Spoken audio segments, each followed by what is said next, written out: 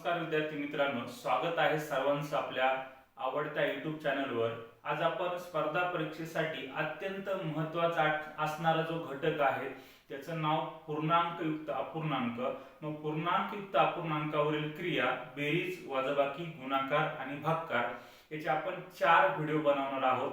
त्या व्हिडिओमध्ये आपण टॉपिक वाईज म्हणजेच आपण अगोदर बेरीज, नंतर वजाबाकी, नंतर गुणाकार आणि नंतर भागाकार अपलोड करणार आहोत। त्यामधील भाग क्रमांक 1 आता मी घेत आहे ते घेत आहे बेरीज।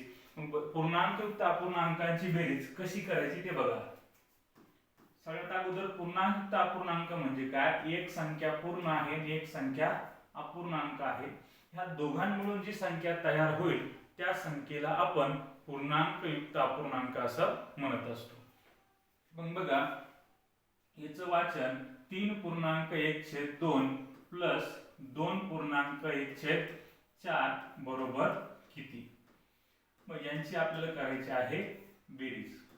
मग बेरीज कशी करणार बघा, आता मी पूर्ण डिटेल मध्ये समजून सांगत आहे।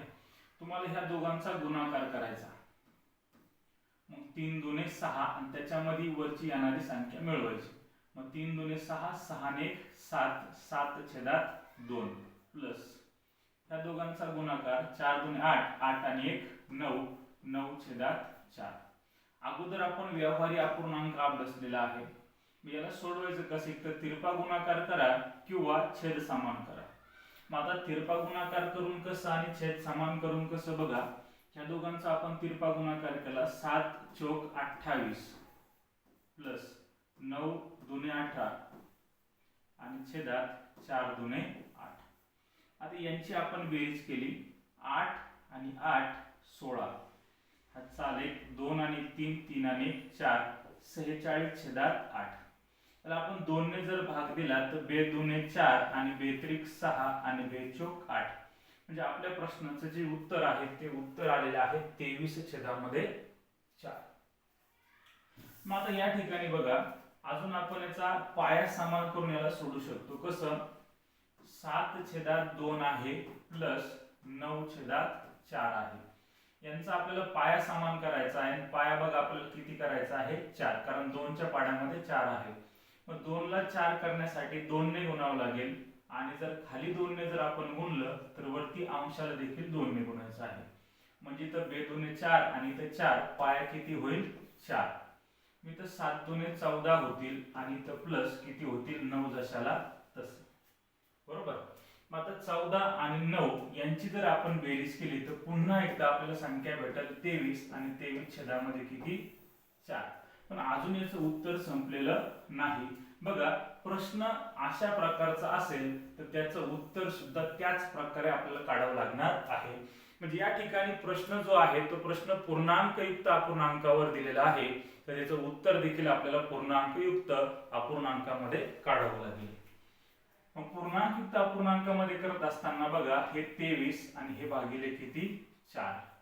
मग आता 4 ने भाग द्यायचा, 4×5 20, 20 मायनस केले बाकी राहिले 3। मग आता झालं काय? आपण भाग दिला होता 4 ने, ती संख्या छेदात घ्या। आपला भागाकार आला होता 5, ती संख्या पूर्णांकात घ्या। आपली बाकी आली होती 3, ती बाकी 3 आपण अंशामध्ये घ्या। म्हणजे आपल्या प्रश्नाचं जे फायनली आन्सर आलेलं आहे ते आहे 5.3/4। हे उत्तर बरोबर आहे। याच प्रकारचा आपण अजून एक प्रश्न तुमच्या समोर घेऊ। बघा, प्रश्न आता असा आहे 5.2/8 प्लस 3.2/3। मग आता यांची आपल्याला बेरीज करायची आहे। मग ती बेरीज आपण कशी करणार बघा।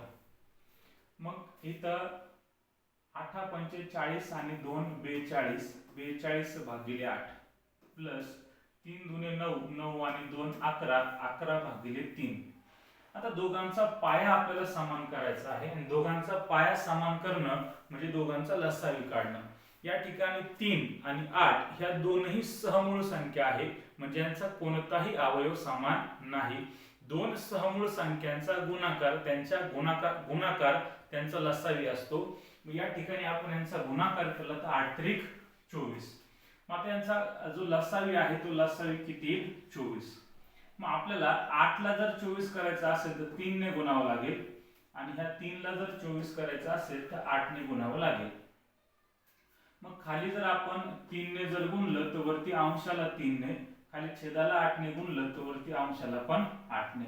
मग या ठिकाणी बघा 8 त्रिक 24 आणि 8 त्रिक 24, याचा अर्थ दोघांचा जो पाया आहे तो पाया 24 आलेला आहे. मी तर आपण गुणणार 3 दुने 6 आणि इकडे 4 त्रिक 12, 126 आणि तर प्लस 11 गुणिले 8 88, 11 8 88. आता आपण यांची बेरीज करणार. मग बेरीज बघा, हे 8 आणि हे 6 14, 14 ला 4 हातचाला 1.